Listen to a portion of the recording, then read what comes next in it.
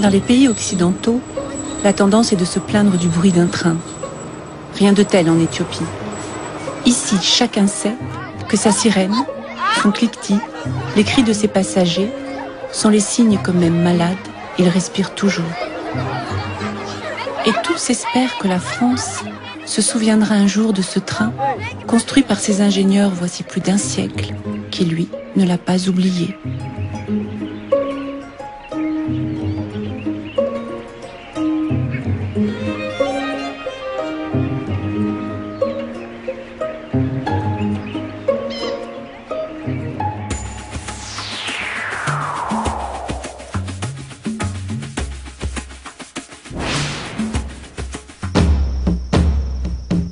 Les dents parmi les plus acérées, les mâchoires parmi les plus puissantes de l'Afrique, ce sont des hyènes qui sortent du bois à la tombée de la nuit. 2, 3 hyènes, puis rapidement une douzaine qui approchent des murs de la ville. Nous sommes à Harar et cela fait des siècles que la cité nourrit ses fauves. Pour les remercier car il paraît qu'elles ont un jour porté chance aux citadins. En tous les cas, elles nettoyaient il y a bien longtemps déjà les rues de ces détritus. Une image que l'on cultive au point d'avoir désigné une famille pour perpétrer la tradition et étonner les curieux de passage. Hey!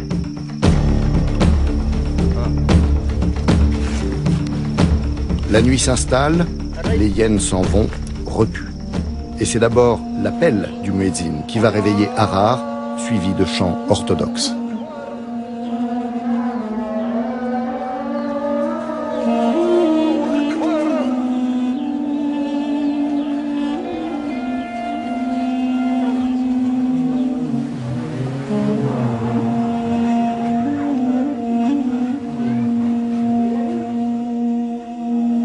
Avant de devenir cette ville où l'on est fier de dire que la cohabitation religieuse est exemplaire, eh bien, ça avait plutôt mal commencé ici entre chrétiens et musulmans. C'était en 1887, les troupes du souverain Ménélique II prennent la ville, musulmane et quasi indépendante depuis toujours. Et pour marquer la fin de l'émirat, le rattachement de Harar à l'empire chrétien, on détruit la grande mosquée qui était ici et on construit à sa place cette grande église. Eh bien, figurez-vous que ça n'a pas provoqué pour autant de massacre, non. Depuis toujours, les uns et les autres se côtoient, parlent, travaillent ensemble. Et même si les prières chrétiennes du dimanche matin font plus de bruit que les appels des 99 mosquées de la ville, eh bien, personne ne s'énerve, tout le monde se respecte. Cité musulmane pour les uns, bastion chrétien pour d'autres, force est seulement de constater que minarets et clochers ne se querellent plus. Aujourd'hui, ces murs blancs cachent les riches vestiges des affaires d'antan, de coquettes maisons bâties lorsqu'Harar était un carrefour est-ouest incontournable en Éthiopie. Lorsqu'un certain Arthur Rimbaud vint s'installer ici, profiter entre autres des échanges commerciaux florissants.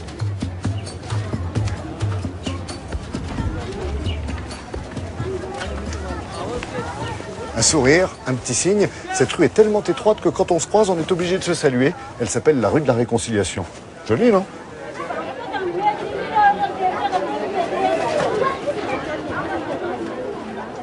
Aujourd'hui, les rues sont toujours animées par 1000 petits commerces, des rues en effervescence, comme si l'on attendait toujours des caravanes.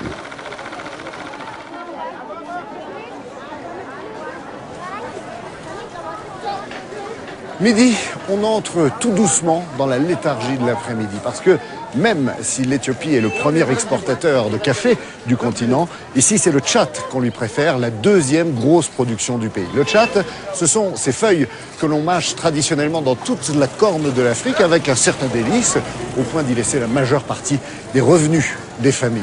Le Tchad qui a plutôt des effets anesthésiants. Autre vertu qu'on lui reconnaît, il rapporte aussi beaucoup d'argent.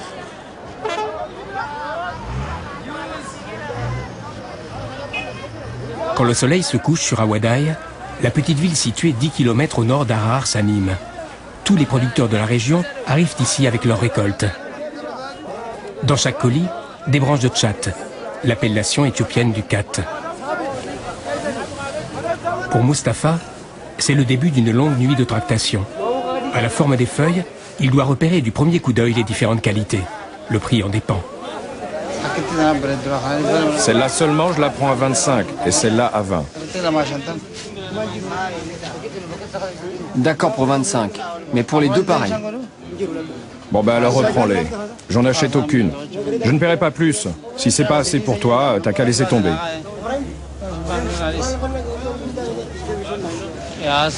Ce soir, tout ce qui arrive, on va l'acheter. À cette saison, on ne trouve pas toujours ce qu'on veut. Alors on va acheter tout ce qui vient. Là, on prépare un gros chargement qui va partir cette nuit à Addis Abeba et un autre pour Hargeisa en Somalie. Aujourd'hui, je pense qu'on aura seulement 2,5 tonnes de khat. On n'en trouvera pas plus. Mustapha n'est pas le seul négociant d'Awadai. Chaque jour, sur le marché, 50 tonnes de khat sont échangées. Le khat, c'est l'or vert de l'Éthiopie. En ce moment, il ne pleut pas. Il n'y a pas beaucoup de khat. Tout ce qui arrive maintenant pousse grâce à l'irrigation. C'est pour ça qu'il est 2 fois plus cher. C'est bien pour les producteurs, mais pour moi, c'est pas intéressant. C'est une perte.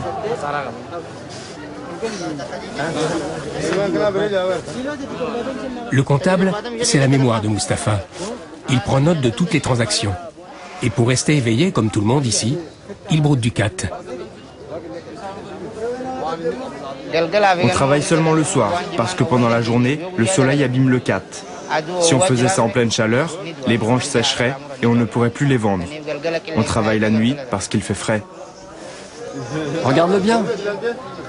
On n'en trouve plus du khat comme ça.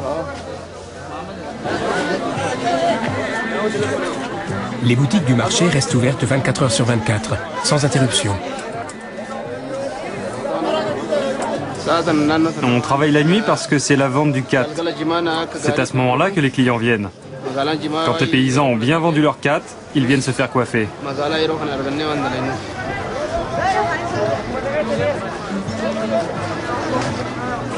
Chez Mustapha, on prépare l'expédition des bouquets de khat. Ils vont partir dans toute l'Éthiopie, à Djibouti, en Somalie, et aussi à Londres, en Israël, et même en Chine. Mais pas en France, où il est classé comme stupéfiant. Certaines bottes de khat sont belles, d'autres un peu moins. Alors on mélange pour en faire de beaux bouquets. Pour le vendre à un bon prix sur le marché, on en met du frais. On met les belles branches autour et on cache au milieu les moins belles. Les ouvriers de Mustapha sont payés à la tâche et gagnent en moyenne 60 beurres, c'est-à-dire près de 5 € chaque jour. Ici, c'est un bon salaire. Ceux qui vendent, ceux qui achètent, ceux qui font les bottes, le comptable, les gardiens, on vit tous grâce à ça. C'est notre usine à nous.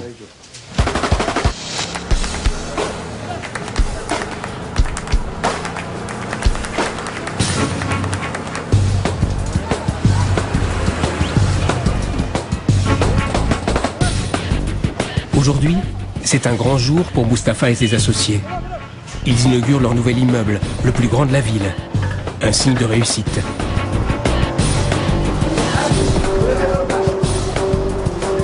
Toutes les personnalités locales sont invitées. Les habitants d'Awadai sont fiers de leur khat connu dans toute l'Éthiopie. La ville s'est construite grâce à ce commerce. Une ville champignon qui n'existait pas il y a 20 ans.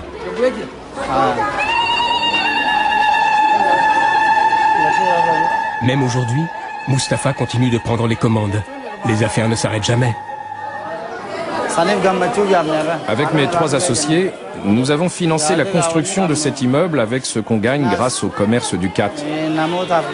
Nous allons le louer en appartement pour des gens qui ont besoin de se loger et au rez-de-chaussée, on va faire un supermarché du khat.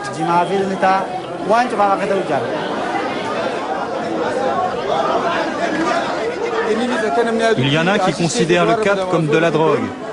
Mais pour nous, c'est pas ça. C'est seulement un stimulant, comme le thé ou le café. Alors nous avons décidé d'investir pour développer le commerce de cette feuille.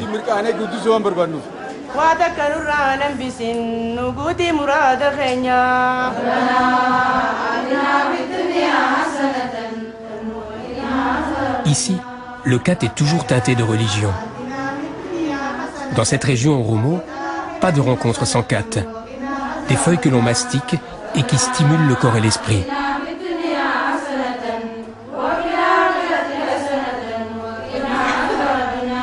C'est vrai que tous les scientifiques s'accordent à dire que l'effet du khat est comparable à celui des amphétamines, très loin des drogues comme le hashish ou la cocaïne. Nous, après le déjeuner, on quatte. C'est notre coutume. Quand on se rencontre, quand il y a une fête, on vient avec notre quatte pour discuter et prier ensemble.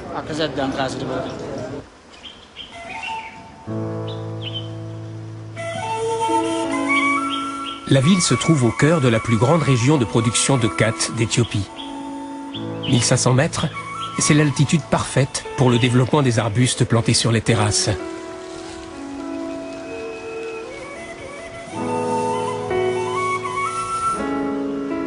À une vingtaine de kilomètres, le village de Falana.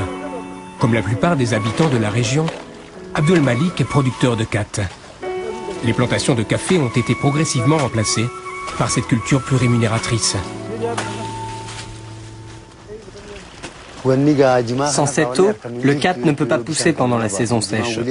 Il va mourir et on aura des problèmes. On irrigue le khat pour gagner plus d'argent. Il se vend très cher en ce moment. Abdul Malik commence ses journées en allant récolter son champ de khat. Il choisit les nouvelles pousses de l'arbre les plus longues car ce sont les meilleures. Il cultive la qualité de khat la plus recherchée. Ici, on plante le sorgho et le khat ensemble. Le sorgho, c'est pour nourrir notre famille. Le khat, on le vend pour avoir de l'argent.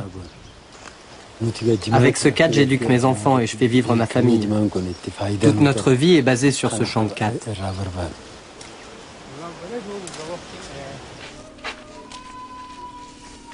Après la récolte, il faut aller très vite, car les feuilles ne conservent leur principe actif que quelques jours.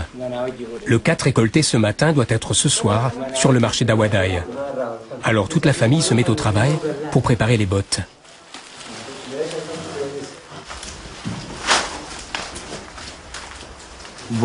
Auparavant, quand on récoltait, on ne savait pas si le cours du khat était à la hausse ou à la baisse. Avec le portable, tout a changé. On peut téléphoner pour s'informer. On décide d'amener du khat au marché quand le prix est élevé. Sinon, on attend pour récolter.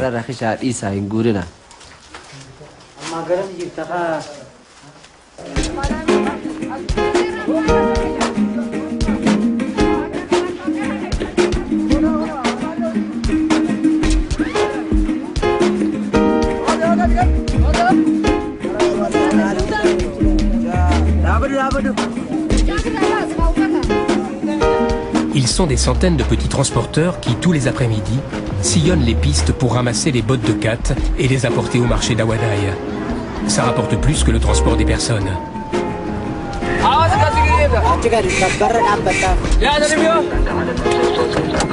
Du producteur au négociant, le khat fait vivre toute une population.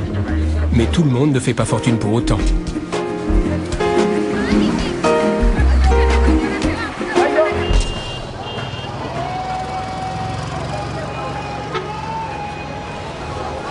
La grande prière du vendredi, c'est une des rares matinées de la semaine où les commerçants s'échappent de leurs boutiques. Comme la grande majorité des habitants d'Awadai, Mustapha est musulman.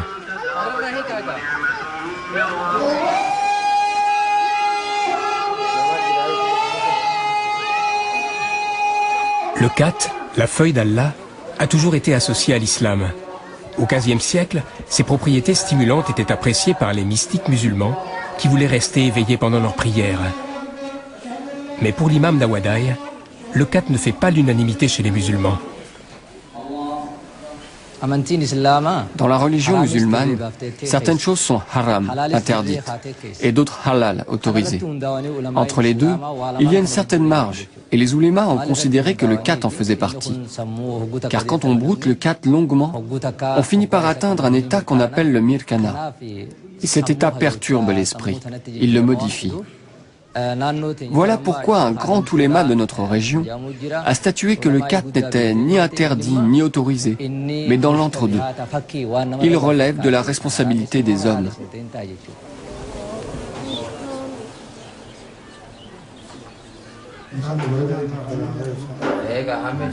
En début d'après-midi, dans toutes les maisons, on se retrouve entre amis pour refaire le monde. Quand Mohamed Ibrahim est arrivé à Awadai, il n'y avait que quelques habitants. On en compte aujourd'hui plus de 20 000. Un homme peut consommer du khat en priant Dieu. Son esprit peut alors changer, mais l'homme, au fond, ne change pas. S'il n'a pas les idées claires, alors le khat va l'aider à rassembler ses pensées. Les travailleurs aussi consomment du khat. Ça leur donne de l'énergie et des forces. Avant, lorsqu'un notable devait se rendre chez quelqu'un pour résoudre une querelle, il amenait avec lui du khat pour la réconciliation. On se servait du khat pour résoudre les disputes entre les gens. Le khat a toujours joué un rôle social important ici.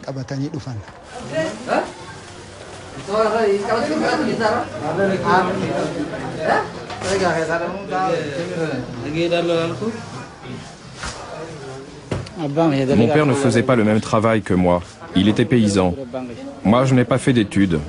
Dans mon enfance, je surveillais les vaches.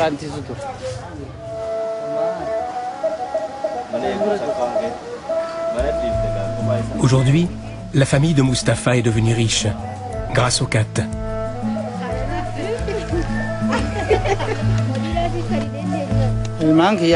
Mes enfants ne seront pas comme moi. Je veux qu'ils deviennent professeurs, docteurs. Je veux qu'ils arrivent au plus haut niveau. En 50 ans, le khat a supplanté le café pour devenir la principale richesse. D'autres régions du pays commencent la même mutation. Bientôt, Awadai ne sera sans doute plus le seul marché de gros d'Éthiopie.